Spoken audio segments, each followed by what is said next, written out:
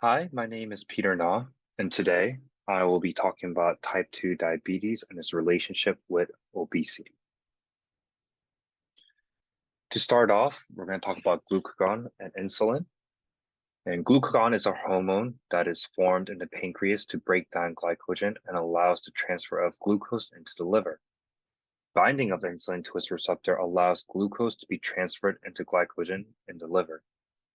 Insulin is one of the main anabolic hormones in our body.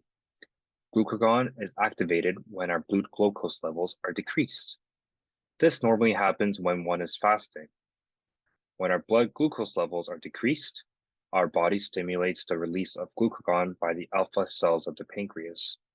Then, glucagon causes cells in the liver to hydrolyze liver glycogen and releases glucose back into the blood, and this brings back our blood glucose levels to its normal range. Insulin is the exact opposite of glucagon. Insulin is activated when our blood glucose levels are increased, and our body stimulates the release of insulin, which causes cells to remove glucose from the blood and either use it for energy, stores it as glycogen, or stores it as a fat in the adipose cell. This stimulation removes glucose from the blood and brings our blood glucose levels back to normal. And if you look at the two pictures at the bottom, this better explains what glucagon and insulin looks like in a healthy body. So what is type 2 diabetes? Type 2 diabetes is a chronic disease that causes the pancreas to not produce enough insulin, and the cells that respond to insulin respond poorly. Type 2 diabetes involves both inadequate insulin levels and increased glucagon level. The risk factor for type 2 diabetes are as listed is age, family history of diabetes, obesity, lack of physical activity, insulin resistance, and race/ethnicity.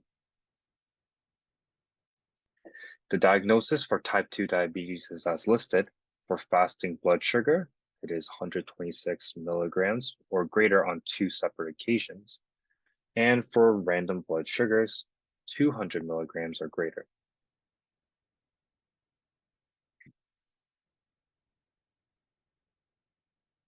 To find a relationship between obesity and diabetes, we first need to know what obesity is.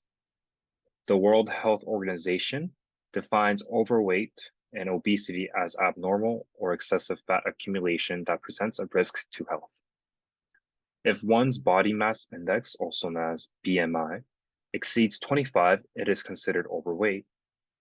And if it exceeds over 30, it is considered obese. And over 4 million people die each year due to obesity. Many studies have been done to find the evidence for why type 2 diabetes causes obesity. The correlation between obesity and type 2 diabetes is very evident. And according to Dr. Winston, he states, eating disorders are common in both type 1 and type 2 diabetes. The eating disorder he mentions are anorexia nervosa, bulimia nervosa, and binge eating disorder. For the purpose of this project, I will only focus on binge eating. Binge eating can cause one to be obese, increasing their risk of being diagnosed with type 2 diabetes. Race and ethnicity also plays a huge role in type 2 diabetes. Dr. Wu writes, Asian Americans are at increased risk for nutrition-related chronic diseases, including type 2 diabetes. The prevalence of type 2 diabetes among Asian Americans in the United States is 16.7% compared to 11.3% among the general US population.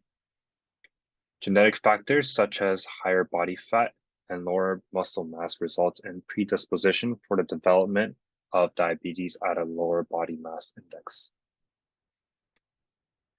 Race and ethnicity are non-modifiable.